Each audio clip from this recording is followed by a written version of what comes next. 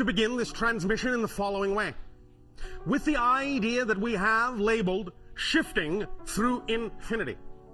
We have, for quite some time, been talking with you about the concept of parallel realities, and your society is becoming more and more familiar with this concept in a variety of ways.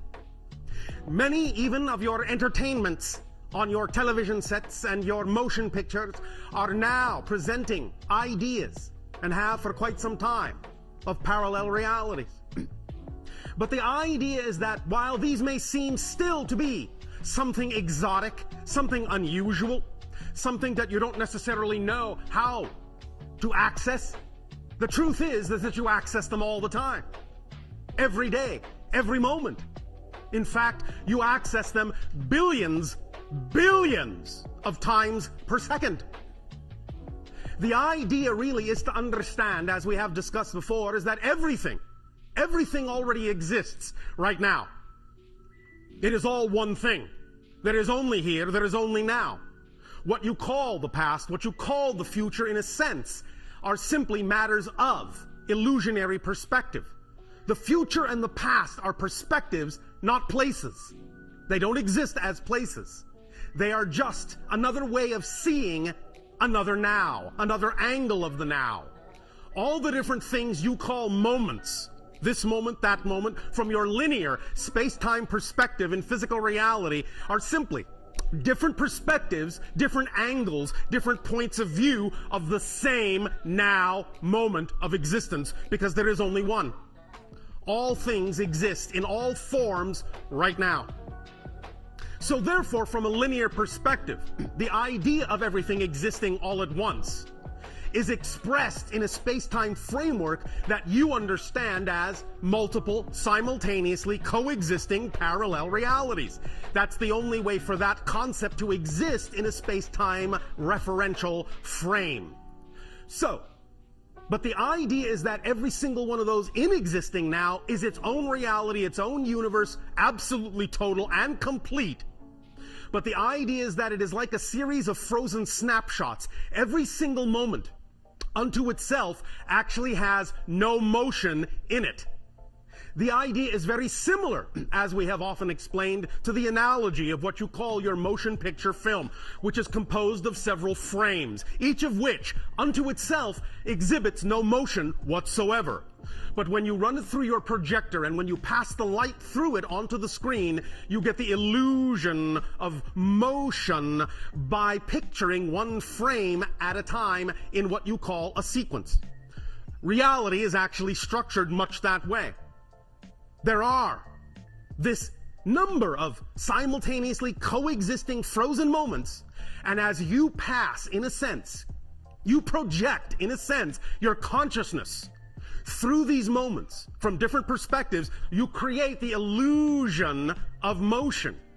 So the idea of parallel realities is not only that there are distinct, whole and entire other realities, similar and some not similar to your own, but that movement itself, the very idea, the very effect that you call motion even in your so-called reality, is actually the product of moving through billions of parallel frozen realities to create that illusion of motion, that illusion of continuity.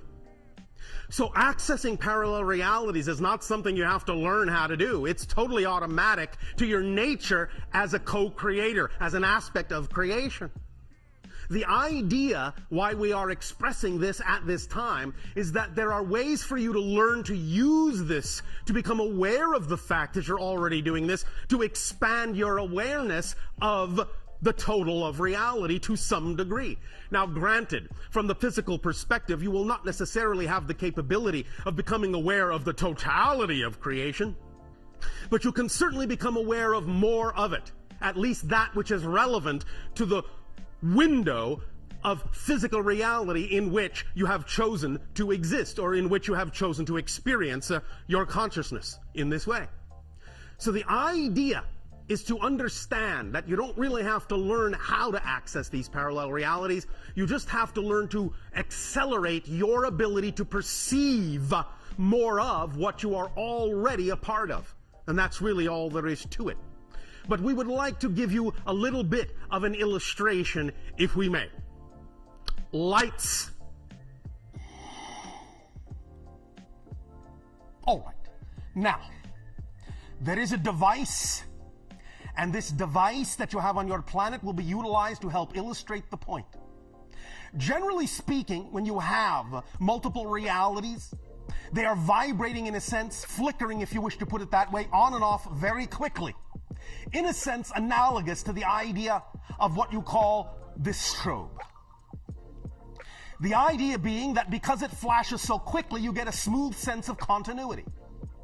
But physical reality, compared to the totality of all these vibrations, is actually something more like this.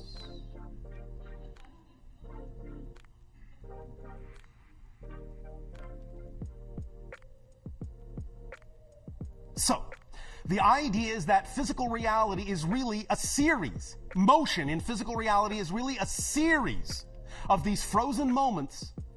But you have this, this, this, this, this, this, this, this, this, this, this, this, this. But you do it at a rate where it seems smooth and continuous. Lights. The idea being thus, that reality is already moving, in a sense, at a very, very high rate, as we said, billions in a sense of flickers per second. But you're only perceiving so many of them to create the experience of physical reality. You can broaden that window of exactly how many flickers you're capable of perceiving and experiencing. And that's the whole idea.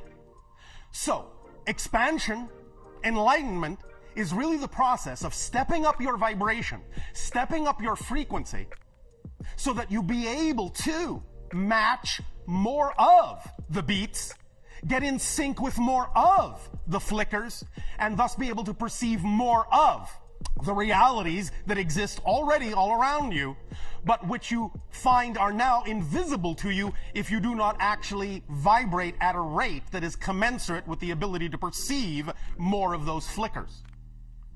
Does this make sense to you? Yes. So you are stepping up your frequency to be able to see more of what's already around you, of what's already right here and right now. In a sense, that's what expansion of consciousness is really all about. And that's why you hear over and over again the idea of the importance of raising your vibration, raising your frequency, which, as we have said, is very, very easy to do when you act on the things that give you the most joy in life, the most excitement in life, because the excitement is your body's physical translation of the highest frequency of your true natural self. And when you stay in sync with that frequency, you are capable of perceiving more things, more levels of the reality all around you. This is what is called inspiration, imagination, creativity. And when you are in that state of unconditional love, when you are in that state, you have access to your higher self. You form a stronger relationship with the higher self, between the higher mind and the physical mind. This methodology, this idea that you are shifting constantly, gives you the opportunity to understand that it's not about learning how to shift. It's about learning what you would prefer to shift to. Since you are shifting all the time, since shifting and manifestation and transformation are automatic and immediate, so immediate that you don't even know you're doing it, so smooth are the flickers you don't even know that it's happening, you are already manifesting reality after reality after reality after reality. This moment is really a new reality. This moment is really a new reality. This moment is really a new reality. Literally. Literally. This is not a metaphor. You have passed through several billion parallel realities during the course of this transmission. But the idea is that you're all agreeing to stay in sync so that you all experience similar parallel realities and a similar continuity in this transmission, even as we are in agreement with you to do so. This is the true power of consciousness. You are so powerful. You have no idea how powerful you are to be able to do this. You are so powerful, you are unaware of how powerful you are. That's how powerful you are. It's so automatic and so smooth. You are such a creator and able to do this so automatically you don't even know you're doing it. That's how powerful you are. So the idea is to become more aware that you are doing this, and thus you can utilize what you are doing automatically by nature in a more conscious way, in a more aware way, in order to allow yourself to manifest the specific parallel reality configuration that is more representative of the reality that you say you prefer.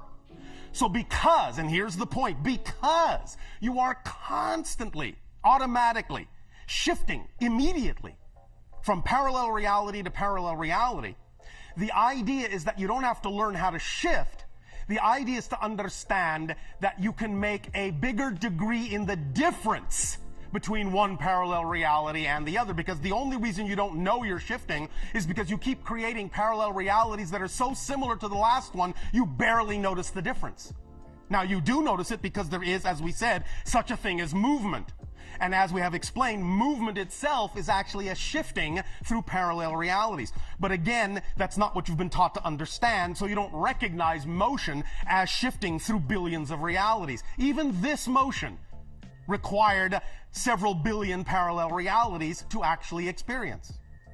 The idea thus is that if you wish to really see that you're manifesting immediately and automatically, then you have to create a larger degree of difference from one parallel reality to the next. And that's where the true magic of manifestation comes in. Because when you start to understand that the next parallel reality can really be defined in any way, shape, or form that you want it to be, then you can really start creating new definitions, new configurations that are very different from the reality that you had a moment ago, and you will start seeing things happening that you would describe then as miraculous or magical. Because that's all miracles are, is simply a greater shift from one parallel reality to another in terms of their configuration, so that you can actually see the difference between them in a much more outstanding way. Does that make sense? Yes. All right. So the idea is to begin to wrap your mind around the notion, begin to feel that really you are already traveling through parallel realities with ease, effortlessly. By your very nature, this is what you do. And as you begin to allow yourself more opportunity to act on your highest joy, which then makes you a magnet for the kinds of ideas, the kinds of realities, the kinds of definitions you say you prefer, you will begin to allow yourself as that attractive antenna, as that attractive magnet, to pull to you, in a sense, those configurations of parallel realities that are more in keeping and more reflective with what you say you're putting out. Because that is the law. What you put out is what you get back. Simple as that. So the idea is to begin in whatever way, shape, or form works for you within your imagination, whether it be through meditation, whether it be through some sort of activity, to begin to allow yourself to play with this notion that billions of parallel realities are passing through the projection beam of your consciousness every second. Now, for those of you a little bit more scientifically minded, because we can hear some individuals going, well, what is exactly the rate at which these parallel realities are actually shifting? And in fact, your scientists actually already know what the rate is, but they don't actually know that what they have labeled as the rate actually is the rate of shifting. They call it Planck time. For those who are familiar, the idea is there is in your scientific nomenclature a thing called Planck length, which is very, very, very, very, very, very, very, very, very small. You want to know how small? All right. If you take what you call in your reality an atom, one atom, and you wish to measure the diameter of that atom. Now, you all know an atom is very small, yes? All right. If you want to measure the diameter of that atom in Planck lengths, so many Planck lengths, and you did it by measuring 1 Planck length every second, the amount of time it would take you to go from one side of that atom to the other would be 10 million times 14 billion. That's how small a Planck length is. So, Planck time is the amount of time it takes for light to travel 1 Planck length. So that is a very small increment of time. That is the rate at which parallel realities per second are going through you and your consciousness. That's why you don't notice it. It's a very seemingly smooth and unbroken rate of shifting. But the idea is that is the rate for the entirety of what we call spirit reality and physical reality.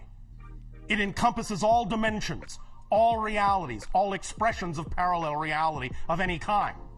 Physical reality is obviously not flickering in a sense, or you are not perceiving that many flickers. In physical reality, generally speaking, you are perceiving roughly, on average, about 60 flickers per second. That's it. That's it. Compared to billions and billions and billions and billions of flickers in that same second that represents all of the other rest of creation and reality that you are not perceiving. Obviously, you can expand that window a little bit. There's a little room for growth. And that is what we are here to talk about, and that is what we are here to play with. The idea being that you will find that even within your physical reality, as you go from what you call third density awareness to fourth density awareness, you will generally find that you will be expanding this rate of ability to perceive the flickers from the average that exists now of about 60, shall we say, frames per second, to an average of about 300 frames per second, with some people capable of attaining about 1,000 frames per second. Still not a lot compared to billions and billions and billions. Nevertheless, it will allow you to perceive quite a bit more than you're perceiving now. Allow quite a bit more synchronicity, quite a bit more miraculous and magical manifestations to automatically occur in your life. Just with that little bit of a stretch, you will be able to experience quite a bit more. Again, at whatever rate that you are capable of opening and broadening this window, it is up to you. You don't have to rush. You don't have to push yourselves. Remember, everything is now. So in a sense, you have all the time in creation. So no rush. You don't have to be in a hurry. You don't have to say, oh, when am I going to get there? I need to hurry up. I'm very impatient. Remember, the only reason you need patience is because you are impatient to get somewhere other than here. But if you understand that here is all there is, and you truly appreciate what here is all about, and live in that moment, you will not care about being anywhere but here, or any when but here. And so, when you are not impatient to get anywhere else, you will no longer need to be patient. You will be having so much fun just being who you are, where you are, and when you are, that you will never want to be anywhere but here and now and you. So,